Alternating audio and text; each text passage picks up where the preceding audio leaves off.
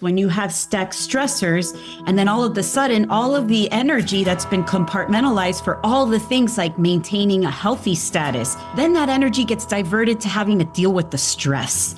And sometimes it does that so much, that's when we start seeing the impacts. So how much does heat stress really cost your operation? It might be more than you think. And I'm not just talking about weight loss or conception rates. Dr. Michelle Calvo-Lorenzo from Elanco Animal Health joins us today as we talk about why heat stress is a problem, what the science says about its effects both in our herds as well as our bottom line, and then how we mitigate heat stress. A combination of just 76 degrees Fahrenheit with 85% humidity can start some mild heat stress. Cattle are not like humans, and they don't handle heat and humidity as well as we do. Not taking heat stress seriously might be more costly than you think. That's on today's episode of the Working Ranch Radio Show.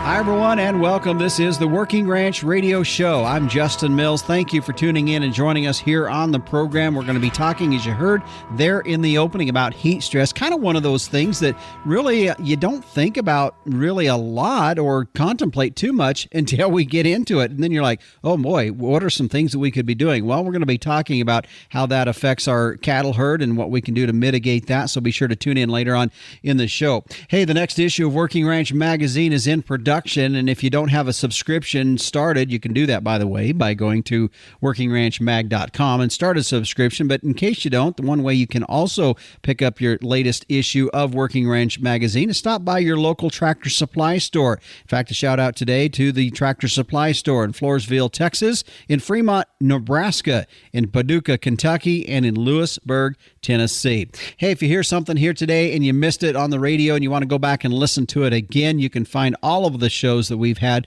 our library of shows, by going to our site at workingranchradio.com, or if you have a preferred podcast provider, you can find it there as well. And also, it's helpful if you leave us a rating or a review. We appreciate that. Well, as we turn towards our subject at hand here today, joining us on our program is Dr. Michelle Calvo-Lorenzo, who is the Chief Animal Welfare Officer for Elanco Animal Health. And Michelle, good to have you here today on the Working Ranch Radio Show. Thanks for having me, Justin. It's wonderful to be here with you all. Well, our key topic here today is we talk about heat stress and its effect from a profitability standpoint as ranchers. That's, of course, a key time of the year, as you and I were both joking before we went on air, both in our respective areas where we're at. It's hot and muggy today. It's a good day to be in the office and have this discussion with heat stress as it affects humans as well. But one of the things I talked about before we started here, I find dealing with heat stress in our livestock and how we see that going on, how we mitigate that, and what we need to do to deal with that really does fall under our management practices as ranchers. And I think one of the things that starts to happen when we see the cattle market as high as it is here today, that it's really easy to just kind of slough off some of our management practices that are good, just good animal welfare management practices, and say, well, let's not mess with it because the prices are high and we can still get there. We're at that point. I think it's still good, even when the market's high, to implement good management practices. Absolutely, Justin. You couldn't be more right about that. I think that actually transcends across industries where things are good. We may get a little lax, but the reality is just like cattle, humans need consistency, I think. And the more consistent we can be, especially if we are finding maximum value in our practices, and we finally found, right, the silver bullet types of things and protocols that work for our cattle, we will always meet the full potential of our animals, which we've spent a lot of resources and time getting them there. And so especially when the market value of these animals are so high, we don't want to take a step back. We never know when the market's going to change, number one. And number two, we won't see that full potential of our animals in our industry, right? So that's where we strongly recommend that if if management practices can be consistent and maintain those, especially when things are good, you're going to continue to see that profit, that ROI, that value come back at you time and time again, especially when circumstances can be a little difficult, like this one that we're talking about with heat stress. We don't want to play Russian roulette, if you will, right? With a very hard topic like this one, we don't want to take any chances. So the more we can put into our cattle when times are good and we're able, we're going to continue to see that return time and time again. Yeah. So as we talk about specifically the heat stress part of it, and of course it is the time of the year where a lot of us are dealing with heat, and I realize different parts of the country and folks that are listening in all different parts of the country, there's been their heat and when they deal with it the most is going to be different. I get it. But in general, this is something that we deal with in any time of the summer is cattle dealing with heat stress. And I think for a lot of us, I'm going to be guilty when I say this as a rancher myself. I think I underestimate what it does to my cattle herd. Absolutely. Absolutely. So the science has shown it time and time again. And all your listeners, which have likely been doing this their entire lives, been around cattle since they were probably born till the current day, right? Everybody understands and has seen that heat stress has negative impacts on our cattle, right? Whether we're thinking about health, we're thinking about productivity, whether we're thinking about their behaviors in general or their overall well-being, the state of quality of life, if you will, of these animals. And I always love to start the conversation on this by beginning with why. Why is it that cattle don't handle the physical strain of not just high temperatures, but humidity too? There's a lot of factors when we think about climate or the weather that cattle have to overcome in their everyday routines, right? It's not just temperature. It's not just humidity. It can be direct UV rays. It can be the wind. It can be lots of different factors that collectively, when you put all these factors in different equations, and I'll get to that later down the road, but there's a lot of different things and tools that we have been able to come together as scientists to create these tools, if you will, to help us predict or improve our practices, right? Or better recognize when our cattle are not handling the heat or the weather conditions, right? So let me get back to why. Why is it that cattle as ruminants are not able to withstand these harsh impacts of things like high temperatures or high humidity or the combination of the both, right? Well, it's because cattle themselves as ruminants, they're just less efficient at dissipating heat, which means releasing heat. So as ruminants, they can use their rumens to convert things that we as humans can't consume into high protein value or high value nutrients and products, right? They can do all these sorts of cool things. But one byproduct of that is body heat. Yeah. So as they eat and eat and eat, they produce heat, right? So we've got factor number one, which makes them a little less efficient at releasing heat. They also don't have sweat glands like most of us do or other animals do. So their primary mode of releasing heat is through respiration. So they actually have to exhale a lot of the heat that they're producing from within. But we can't forget about the external heat that they're also exposed to.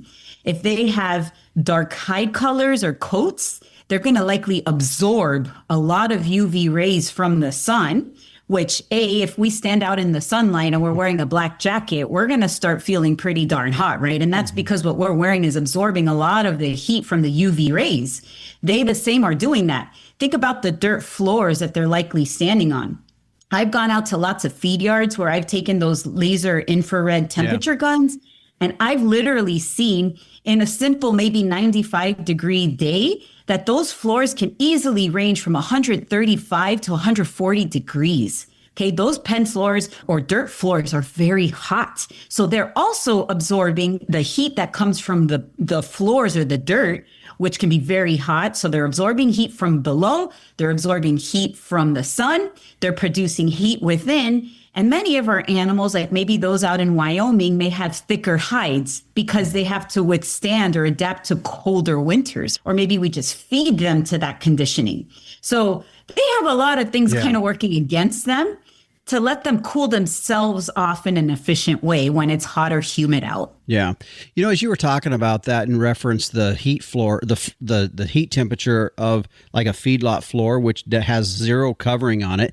It kind of a side note here real quick. I don't want to get diverted too far off this, but you kind of reinforced some other folks that I've had on here talking about good pasture management of having a lot of biodiversity in your pasture for keeping those soil temperatures down. Correlates to a little bit of that.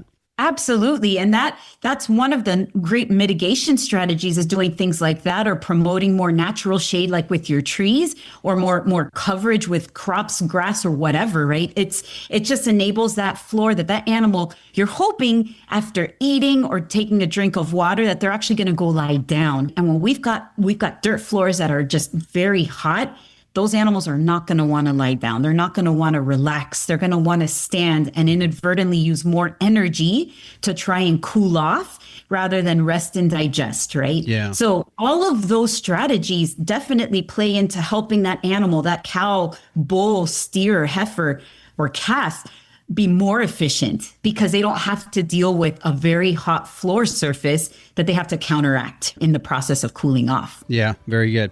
Okay, Michelle, let's take a break here. And when we come back, I want to start looking at what the research is showing, looking at what it's doing and how it's affecting our animals' productivity. We'll do that coming up next. This segment today brought to you by RioMax, the tub that pays for itself.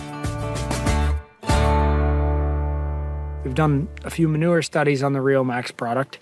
On average, we're seeing 51% less undigested feed in cows' manure that have been on RioMax. She's digesting her feed that much better and getting that much more protein and that much more energy out of her feed stuff. Basically, that saved 2 months worth of forage that we either would have grazed or we would have fed. We just noticed that number of cows per day per acre probably increased 20 to 30%. So we put RioMax on one set of cows and not the others. In the fall, when we wean those calves, we put the two sets of calves right together. There's a visual difference. I would say 35 or 40 pounds heavier. I think we've increased our weaning weights at least 50 pounds. Yeah, it's going to easily pay for itself.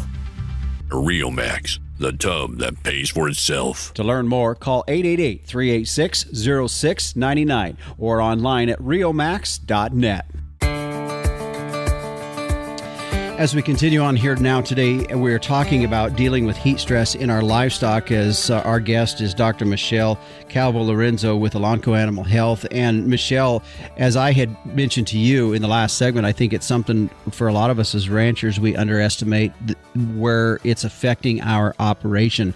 I want to talk about that now as we start getting into where you have seen the impacts. And I think in general we understand this, but I think when we really dial in on some of these impacts that you guys have looked at from a scientific standpoint of saying this is how it's affecting you as a rancher of not dealing with heat stress. Absolutely. So if we can imagine our ruminant, right? Cow, steer, heifer, yearling, whatever you're managing, right? Think of them as an individual little savings account or a bank account. And so as biological organisms kind of have a lot of different areas that they've compartmentalized energy towards. So for instance, like just general body maintenance, then towards productivity, right? For gaining, growing. If you're talking about a dairy animal, it's producing milk, right? Or maybe reproducing. And then you've got a little bit of dollars or cents that are kind of saved for just a rainy day in case something happens. And in the world of a ruminant, that would be to cope with stress. But the problem that an animal like our ruminants run into is when you have stacked stressors, and then all of a sudden, all of the energy that's been compartmentalized for all the things like maintaining a healthy status, being able to reproduce and carry that calf, or intake all of the feed to grow and produce beef, right? Then that energy gets diverted to having to deal with the stress. And sometimes it does that so much, that's when we start seeing the impacts in things like disrupting estrus cycles, conception rates, right? Maybe embryonic losses or lower quality of semen. From the standpoint of growing, right, and gaining, that's when an animal is dealing with heat stress behaviorally, they actually don't want to eat because when they do, they make more heat. But that's when we start seeing gain losses, right? The animals aren't converting as well. They aren't eating as well.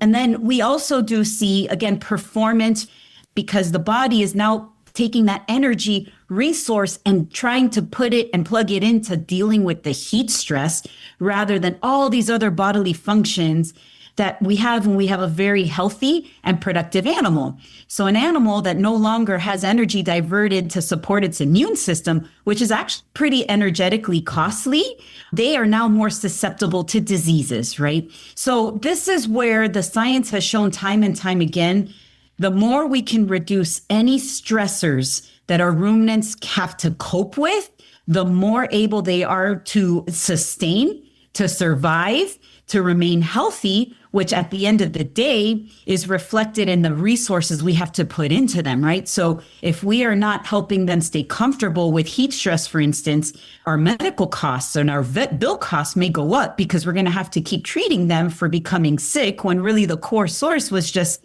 that they were overly heat stressed. They got in a lower plane of nutrition. They then became more susceptible to disease and so forth and so forth and so forth, right?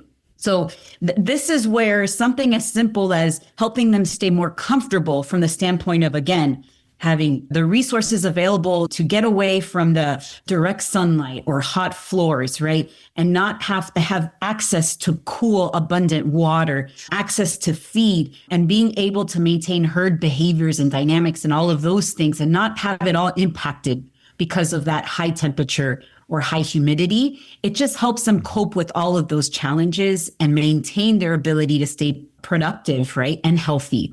And if I can be selfish and then go back to the state of life or the animal welfare part of this, because consumers, like producers, do care, knowing that their animals do lead a high quality life. And they do. We do a lot of wonderful things to improve that quality of life of our animals.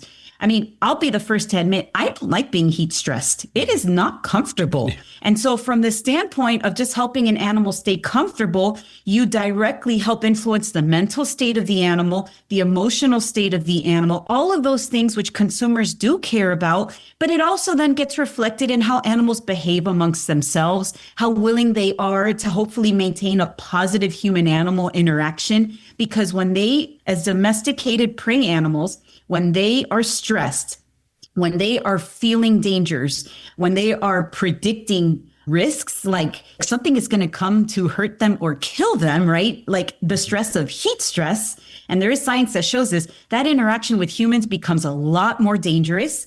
It becomes a lot more unpredictable, more aggressive, and so forth. So there are so many different levels to maintaining just an animal that feels safe, an animal that feels comfortable, and an animal that experiences a home or ambient condition that is positive, right? Yeah. One that isn't threatening it, but also isn't making it uncomfortable for them to live their everyday chores, responsibilities, whatnot, like a human would. Yeah. It's just taking away that level of stress that just helps them become much more comfortable and then much more productive. Mm-hmm.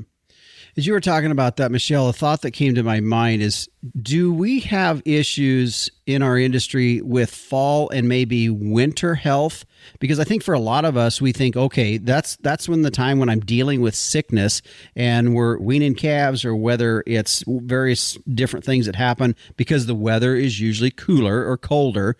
But how much of that could tie back to maybe things that weren't handled correctly in summer stress that's coming out and showing itself in the fall and winter? Absolutely. Absolutely. That is such a great point, because if we're not addressing some prominent issues that may be occurring during the summer, that's definitely going to carry over and become, like I said earlier, an additive stressor. And when animals like ruminants have additive stressors, they really stack up on each other. And it's just such a large accumulation that they no longer have the energy to then go ahead and battle something even more immense, like having to deal with cold stress and the diseases that come along with that. And again, if we remember, they become more susceptible to diseases. They're not eating, so their plane of nutrition doesn't help them compensate for the nutrients and the energy they're already losing, right? It just becomes like a downward spiral, if you will. And it just becomes much harder to overcome all of those challenges. So the idea here is being proactive, right? Paying good attention to what your animals are doing, experiencing, and that good plane of nutrition, high level of comfort, being productive as seasons come and seasons go. Mm-hmm. I think for producers, ranchers, I know for myself, you struggle with not wanting to go too over the top with some of your input costs and some of those kinds of things.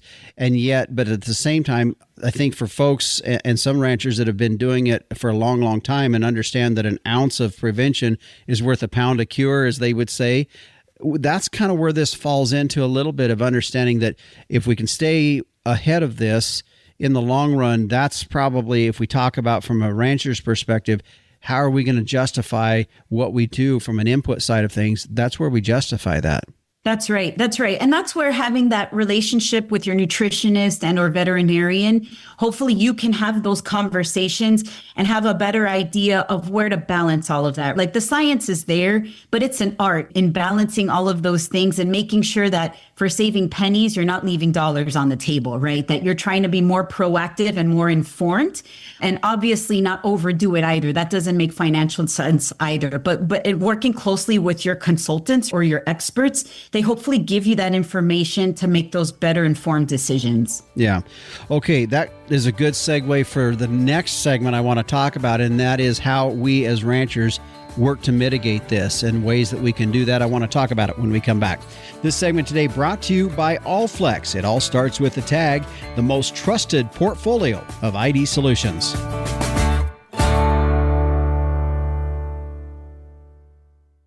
It all starts with the tag. Identifying each animal allows you to better manage the entire herd and control your operation's future. For nearly 70 years, producers have chosen Allflex for individual animal management. With Allflex, you get the most trusted portfolio of ID solutions. Whether you need stock or custom visual tags, electronic tags, tissue sampling units for DNA collection, or syringes, bring the Allflex advantage to your operation today. Visit allflexusa.com to learn more.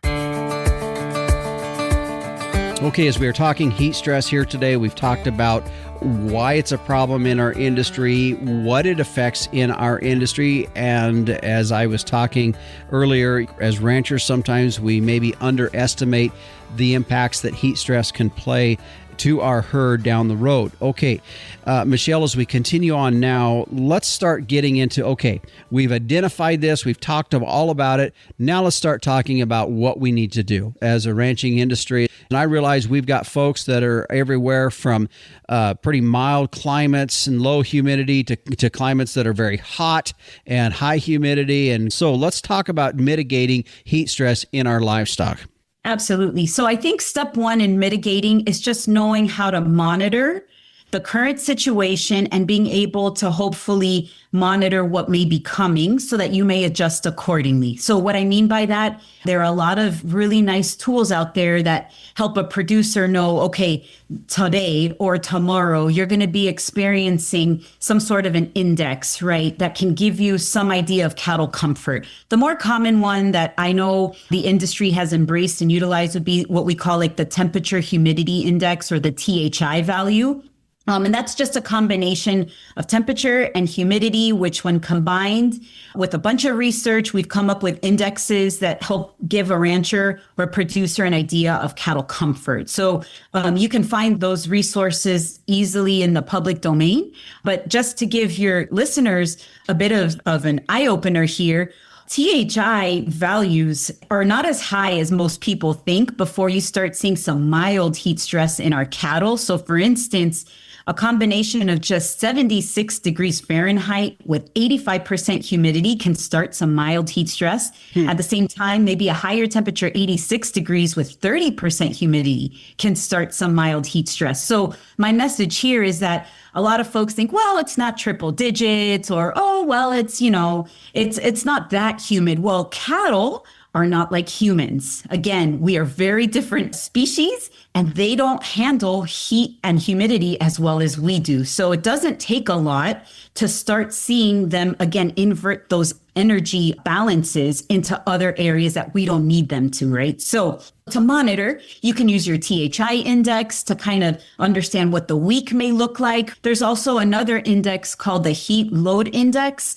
And this is a really nice system that is used usually for folks that don't experience cooling at the evening hours. So I think a lot of ranchers like the benefits of that cooling overnight because it kind of helps reset cattle and kind of dissipate a lot of that heat, take in more feed and kind of then deal with the warmer temperatures the next day. But I know there's a lot of places in the US where they don't have the luxury of having that overnight cooling. And so that's where you start dealing with accumulated heat load. And so something like the heat load index can be very beneficial. Now, these indexes, what are they used for? Again, they help us understand what the day or the week will look like. And that's where we can alter our practices, right? Like maybe we have a day coming up where we're in the red with one of those indexes and we choose, you know what? We're not going to process, we're not going to handle, we're not going to ship, we're just going to leave our cattle alone. Because just the exercise of moving them, interacting with them, injecting them,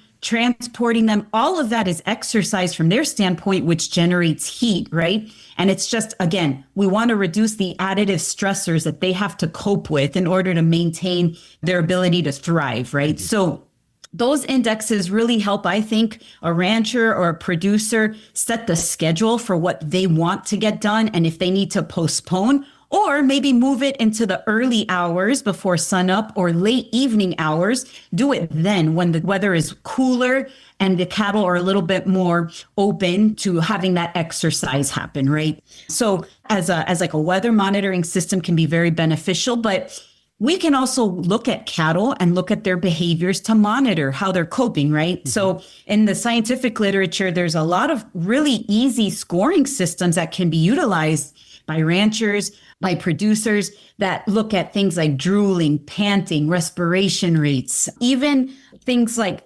crowding behaviors or standing versus lying behaviors. There's a lot of really great things in the literature, and working with your veterinarians too to better understand what's normal helps so that you know when you see something abnormal, right? But that's the cattle telling you, I am uncomfortable and I am no longer doing the normal behavioral patterns that we as a herd are normally supposed to do. Something's off. And that's where that can send an alert flag to a rancher. Hey, we may need to intervene and do something to just help them, right? There's also some really nice wearable technologies like collars or ear tags that can send real-time data to even boluses that can send real-time data to a rancher on activity, movement, even like locations where they're moving. So you're, again, looking at the behavioral patterns, and some even claim to give you some level of temperature, right? Or some body function, like maybe rumen pH or those sorts of things. So lots of really cool digital technologies that are coming out that can help inform you a little bit more proactively and real time so that you hopefully make those more informed decisions a little bit quicker. But ultimately, at the end of the day, it's about monitoring the ambient climate, being able to monitor your animals. And again, it's an art, right? The science is there, but it's the art of knowing how to manage that with your resources, right? Maybe the personnel or the family that works, and being able to know how to manage that. So that's the first step, is knowing what to look for. And then you move into those strategies that we know are important for mitigating heat stress. So things like having ample shade, right? Whether it's natural or artificial, like what you may see in a feedlot, or natural, like what you'd see at a ranch, right? The trees, bushes, all of those things. And like you mentioned earlier, Justin, giving that floor covering to minimize the heat that comes up from the ground is super key. I think most of us, when we think about shade, we only think about protecting the animal from that UV ray exposure, but it's also for the ground because they're going to absorb heat from the ground too. So we got to think about the above, but also below the animal. Thinking about water access, we need to make sure, because when it's hot, they're going to need to consume a lot of water. Again, that helps cool them off and maintain hydration. They need to have ample access to cool, clean water. And in some places, having additional areas of water provided help reduce competition and more access to drinking water so those animals can cool themselves off, right? So that's another important one. And then some other general strategies that I know many folks and experts talk about or recommend would include things like working with your nutritionist to possibly adjust the rations or supplements in your cattle herds. Maybe if you're using pens, you adjust the stocking density just so that cattle have more space to spread out, because when they bunch up, they're all trying to dissipate heat and they're actually kind of creating like a heat zone. And when flies are a problem, we see cattle bunch because they're trying to get away from those pesky critters, right? But that works backwards for cattle when it's hot, because then they are kind of absorbing the heat that their counterparts are trying to get rid of. Mm-hmm. So we want to give cattle ample space to spread out. And like in places like feed yards where you have mounds, again, that helps spread cattle out and give them more access to have airflow over their entire body to, again, maximize that cooling process. Yeah. You know, Michelle, as you were talking there, I think as ranchers from a range perspective, which a lot of our folks listen are from that perspective, I think one of the things is for us to monitor that crowd behavior or what's going on out there. Something that struck me a little bit, and of course I'm kind of a low put operator, so I don't try to get carried away with every little nuance that can come down the line regarding things that you can put on or in or for your livestock.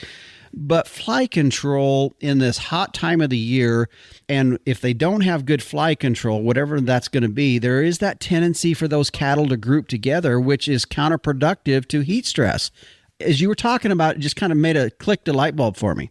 Yes, you said it better than I did, Justin. That's exactly the point, right? There's so many different things that our cattle are coping with. Fly stress is one of them. Mm-hmm. And so this is an example of what you said earlier too, if you don't mitigate those problems, the stresses and the negative impact of those stresses then carry into the winter, even if the flies aren't there, you still have that negative carryover, right? So yeah, fly control is super important.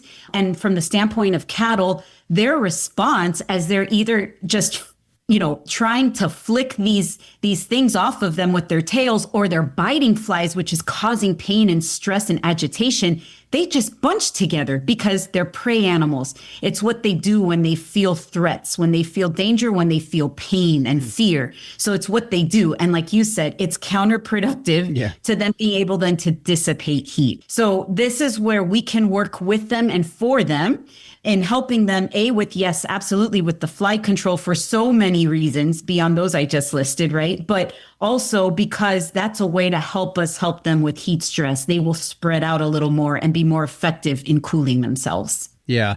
And as you say this, and again, to kind of just bring this to some finality, is really watching our herd. If the weatherman is saying, hey, we've got some severe heat weather coming down, monitoring that, being cognizant of what the herd's doing out there, and just as ranchers making good management decisions. Yes, absolutely. I mean, you all really are the animal welfare stewards. You know those animals in and out better than anyone. And then just maybe getting that basic mindset of knowing what's normal so you can quickly identify abnormal and then making those responses as needed. But let's make no mistake that sometimes being proactive can actually be more beneficial in some cases. So it's, again, that art of trying to make proactive decisions where it makes sense so you prevent a lot of those outcomes, but making those decisions when you see those outcomes too. Like you said, not getting lax when you think things are going well. Always watch the animals because they will tell you what's going on. They will tell you. We've domesticated them for over 10,000 years. They need us. They need us to help them survive and be productive. So let's always watch them. They will tell us what they need, but it takes a keen eye, which many of your listeners have. It's just now taking that basic mindset of applying it in a proactive manner and then never getting lax on that. Yeah, very good. Well, Michelle, good to have you on here, our program today. Great discussion, something that's going to be timely. I know we're kind of in maybe the latter part of summer, but we're going to have another summer next year. And so dealing with this. And so I appreciate your comments and our conversation here today as we talk about heat stress. Great. Thank you for having me, Justin, and all the best to your listeners. You bet. If folks are interested or want to reach out or find more information, is there a way to do that you would guide or send folks towards? Absolutely, Justin. I can share my email address with you, and they'd be more than welcome to reach out to me. I'd love to have a conversation, share ideas, share experiences, brainstorm, or find resources for them. You bet. All right. Dr. Michelle Calvo-Lorenzo, who is joining us here today with Elanco Animal Health. Good to have you here, and thanks for being on our program. Thank you, Justin. You bet. And be sure to look at our show notes as I will share Dr. Calvo-Lorenzo's email address there. You can check it out there.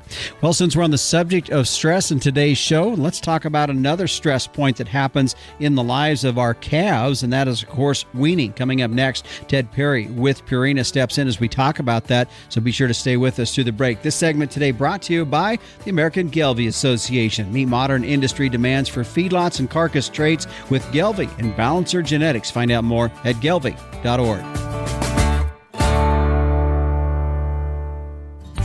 Capitalize on crossbreeding with Gelbvieh and Balancer bulls. Raise replacement females with added fertility, increased longevity, and greater productivity. Gelbvieh and Balancer influence females wean more pounds of calf per cow exposed. In the feed yard, Balancer influenced cattle offer increased performance, improved feed efficiency, and have excellent carcass merit. Balancers add the pounds, make the grade, and deliver the value. This year, make your crossbreeding count with Gelbvieh and Balancer Genetics. And joining us now here on the Working Ranch Radio Show, kind of becoming a regular, actually, I should say this, Ted Perry, Director of Technical Services for Purina. Ted, good to visit with you and have you back here on the program today. Hi, Justin. Glad to be back. Well, I'll tell you, everybody's kind of thinking and starting to think some fall stuff going on. We've seen some of these video sales taking place. We're getting prices locked in. Guys thinking about fall time of cattle work that's going to go on. And with that is that idea of, okay, what do we do with these calves in the fall? Are we going to wean them? Are we not going to wean them? And all of those kinds of things. Nevertheless, if we're looking at that weaning time of the year, one of the things that's always coming up is just dealing with, mitigating that stress for these calves. Yep. And that really is one of the key things in this whole deal, isn't it? Oh, yeah. The biggest problem with weaning calves is when that stress hits. If you think about it, right now, calves have got a pretty good life, right? I mean, they're running around drinking milkshake, at least at our house, looking for holes in the fence, And then pretty soon they're going to go through a pretty tough time. I mean, they're going to be weaned. So mom isn't there. We've got to go through social readjustment. I always liken it to when you send your kid off to kindergarten for the first time. There's lots of stress. But interesting thing with cattle is the number one stress reducer is a full belly. Yeah. So get that calf, get him in, get a full belly. It's like, okay, mom's not here, but I'm probably going to live through this one. So we get through. And one of the things that we have tested over the years is a lot of calves. Some calves may not know what feed is. They may not have seen pelleted feed. But because tubs are pretty much ubiquitous throughout the cattle industry, our stress tubs really help those calves get over that bridge between leaving mama and getting completely on solid feed.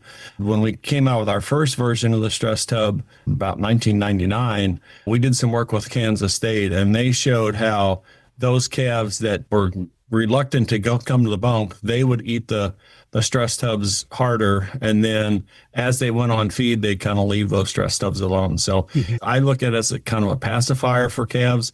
And some people have over the years think, well, maybe it's an expensive pacifier. With the price of calves today, you need to do everything you can to get them on feed as fast as you can. Because the quicker we get them on feed, the better off they are as far as reducing stress in the overall health system. Yeah, good point. When you're doing that transition point in there, Ted, how have you found it when you were doing your studies, and as you guys have done this, do you run that with the cows and calves at the time before weaning and make that transition in there? What have you found in that? Because I've heard, different variations of that methods. We have had folks do that. We've also had where they set up a little creep area for the tubs. But generally speaking, it's not really needed because the mamas are getting tubs.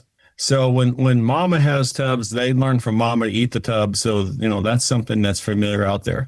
I have heard some guys that are doing that from a positive aspect. That way, when the calf gets in the weaning pen, there's something there familiar. And then it certainly will help. But I don't know that it's necessarily needed. The important place is that it's in that receiving pen. Yeah. When the calves come in, then they're pretty much ready to go. Several people have showed us over the years, they basically unload calves. They kind of do the typical 2 hot laps around, and then they start settling on licking the tubs and kind of calming down and saying, okay, what's going on here? So having them available, but make sure that you have plenty available. Okay. So you want to make sure if you have high stress calves, you want to make sure that you've got one tub for 25, 30 head. It's not one thing to have stress tubs out, but if I've got 2 stress tubs out and 150 head in the pen, they're not all going to get there. So we need to make sure we've got plenty available for them. And that seems to work best for most of our producers to just use that 25, 30 head rule, pretty much take care of themselves. Ted, I think one of the things you talked about first and foremost is a full belly, keeping these calves hydrated, keeping, that they're going to the bunk and wanting to go there and getting them to that point where that stress kind of comes down. Stress is also tied right to calves that are getting sick. So if we can keep them from getting to, keep that stress level down, it also boosts that immunity as well. Sure. Well, and the other, that's the beauty of the stress tubs. With the new stress tubs that we're just coming out with, we've updated that. But what we're doing to boost immunity is we've got to feed the rumen bugs.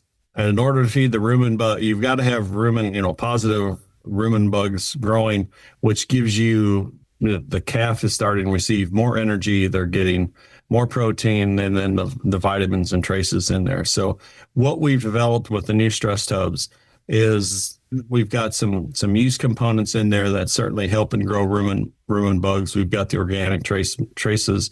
And this year, for the first time, with the new stress tubs, we've actually got chromium in there because that'll help boost the overall glucose availability.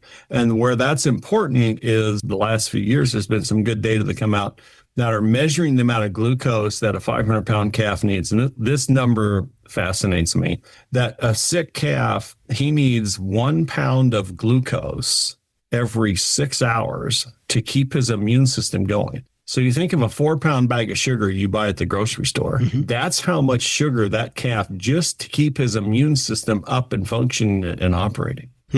That's a lot of glucose. Yeah. And that's all got to come from the rumen. I mean, the only place it's going to come from is what he eats. Sure. So that's why, we're adamant to get those calves off to a good start, get that rumen going, so that if they do start to get sick, there's enough glucose there to drive the immune system. May not keep them from getting sick, but what it will help do is it will help if you've got a higher immune system. The antibiotics are much more effective. So you may need one shot and then you go on. Yeah. So, we've got to feed that. We've got to feed that immune system, especially that first 21 days, just to make sure that they're over the snotty noses. Okay. You just mentioned there that first 21 days to get them past that snotty nose phase and just kind of that being away from mom and that whole element on there. Is that kind of your marker for how long you would run these stress tubs, or is there another thing you're looking at? We definitely want them. It takes 21 days to go from that calf to on feed in the feedlot. So we want 21 days to completely transfer over that rumen. The other thing is after 21 days, the immune system is pretty much up and running and the calf's kind of on his own. Those initial BRDs comes in that first 21 days. So we want to certainly get the calf through that. There's 2 ways to look at it. I like the idea of I just put the stress tubs out, and when they go through them, they go through them. Not too worried if it's 21 days, 28 or whatever. But I do have some folks that, they save the covers, and after 21, 28 days, they pull those tubs out, recover them, and reuse them again. I don't think you're helping yourself all that much. We know that those calves they'll lick on the tub kind of when they're bored stuffier still. So even though they may not really need the sugars and the molasses like they do the first 21 days, you're still getting chromium in the system. You're getting the ProPath, the new organic traces from ZenPro, and you're adding yeast. So at any time during that growing phase, all of that helps the rumen, but it helps boost the rumen. So for my 2 cents, I would just soon put the stress tubs out and just leave them out there until they're gone. One concern, and I've never had really positive either way, but my concern is if I start a group of calves on a set of tubs and then they're through them, I cover them up and bring them back. Am I exposing the next group? Because that means I'm going to bring them out to another group. I don't think it's a good biosecurity. in my opinion. I'm not, a vet and expert on that, but just go out, feed them, get them over with. It's going to help them. They're still cost effective from a feed intake and a feed efficiency standpoint. Yeah. I would just put them out, leave them, but you want them there for 20. Your goal is 21 to 28 days. Ted, is there a consumption rate you're kind of targeting with this? Have you guys seen, or is We're looking for a quarter to a half a pound. Okay. And it's an interesting phenomenon. And this comes to us from the farmer feeders and feed yards that use these every day. But what they found is they use the tubs, the stress tubs in the back of the pen as a barometer, because when you've got a group of calves that is timid and is probably going to head for some trouble, they're going to hit the tubs hard. And then as they get better, then they leave the tubs alone. If you've got a group of calves that, when you're starting them on feed and you put feed out, and all of a sudden you see, a bunch of those calves are hanging around the stress tubs, you better start watching things. You're probably going to have to pull some more calves in that pen. The opposite effect is you start feeding them and they kind of hit feed on day one. Those are the groups that those calves are going to be around that quarter pound per day. The other, the group that we don't want, that high stress calf that we think maybe have some sickness coming, those are going to be closer to that half a pound per head per day. So that's your target range. Yeah. Like I said, it goes through different things. The other thing that folks have seen is, and I've had more than one feed yard, they use the tubs, especially once you get into that 7 to 14 day range, they use the tubs as a marker for the calves that they're probably going to have to pull. Okay. Because they've learned that those calves that are not feeling well, they're not going to jump right up and head to the bunk. That's a really nice marker. It's pretty well documented. The earlier, if you're going to have to treat a calf, the earlier you can treat him, once he starts getting sick, the better off you are, rather than wait 24 or 48 hours. And so you've got a nice marker system in the pen by using the stress tub. Okay. Ted, one final question here. From a rancher standpoint, how do I measure the effectiveness that this is working for me? Well, most of our guys, there's two ways to measure. One is how fast the cattle go on feed. And then the other one is, do I treat less? But certainly the big marker that we see with the stress tubs is you have very few retreats. It's greatly going to reduce the retreat. You might have some initial calves, but then they're going to get up and on feed. And the problem with all these measurements is every group of calves is different. Yeah. Everything that I just told you is items that producers are telling us that they're seeing. And certainly we've seen that at our research center, and we've just done the same thing with Kansas State 20 years ago. The problem is, last year I treated 15% of my calves and nothing died. This year I've got some higher stress calves. It's, like weather today, it's hot, high humidity. I've got more calves getting sick. Does that mean the stress tubs didn't work? I'd say the opposite. You probably had a group of calves that were sick, and without the stress tubs, you would have treated that many more. Big thing to watch is, how many are eating, and make sure that if you've got calves going through a lot of those stress tubs, then it's something to really look at. It's like, okay, what's going on? Am I going to get some calf sick? It's a really nice barometer to tell the health of the pen. Yeah. All right. One final question. If folks are interested in learning more about the stress tubs or where they can get them, how do they find out more information? They can talk to their local Purina dealer, or they can go online at purinamills.com. Look for the checkered flag, right? There you go. All right, Ted, thanks for joining us here today on the program. Thank you. You bet. And again, that was Ted Perry, Director of Technical Services for Purina. Stay with us after the break. Meteorologist Don Day steps in as we take a look at that long-range weather. This segment today brought to you by the ManSaver Post Driver by Rohr Manufacturing, the portable, lightweight, and easy-to-use pneumatic post driver where the name speaks for itself. When it comes to building fence, driving those steel posts can be exhausting and absolutely backbreaking. But there is another way you could be doing this. Now, I'm not talking about those bulky and expensive gas-powered or hydraulic pounders. What I'm talking about is the ManSaver Post Driver. Yeah, it's called the ManSaver Post Driver by Rohr Manufacturing. This is a portable, lightweight, easy-to-use post driver that runs off of any small air compressor and is 100% made in the USA. The ManSaver Post Driver Driver comes in a variety of models, from driving posts ranging from vineyard stakes to T-posts and all the way up to 3.5-inch diameter posts. While it may be called the Man Saver Post Driver, shoot, I've heard some go as far as calling it the Marriage Saver Post Driver. But take a look for yourself. See it in action when you go to their website at rohrmfg.com. That's ROHRERMFG.com. Or if you want to talk to a real person, give them a call at 800-980-7599. The Man Saver Post Driver, the portable, lightweight, and easy-to-use pneumatic post driver where the name speaks for itself. And as we turn now and take a look at our long-term weather, joining us is meteorologist Don Day. And Don, this past week you had the opportunity to be on the road a little bit down into the Florida part of the country. But anyway, let's talk about our weather across the country. We still see a little bit of monsoon pressure, but we could be seeing the tail end of that a little bit as we look later into August here. Yeah, one thing that a lot of folks have commented to me on this summer is that when you go from the East Slopes to the Rockies into the Corn Belt and the Plain States and into the Great Lakes, I have heard a lot about, it's been one of the humidest years they can remember, and that's really true. And that's where the subtropical moisture coming out of Central America and Mexico has been feeding into this year, and that has been the wettest part of the country this summer. You go from the Continental Divide into the plains and the northwest areas of the plains. It's just been one thunderstorm after another. And that, while it's made it warm and muggy, it's also kept any extreme heat or extreme dryness from going too long. But the deflection of that monsoonal moisture to the east has really kind of robbed some areas on the western slopes of the Rockies and the southwestern United States from rain. So they rain this summer in Arizona, Nevada, as you get into western Colorado, western Wyoming. Those areas into the Pacific Northwest have not been able to tap into that moisture. So we've got a huge contrast this summer. West of the Continental Divide, it's been very dry. East of the Continental Divide, it's been very wet. And that's just how the summer pattern's going. And here we are heading towards the middle of August, and we're still into that time of year where these monsoonal surges come up from the south. But it won't be long, another 3 or 4 weeks before we won't be seeing that is influencing it nearly as much as it does once you get into that time of year. Yeah.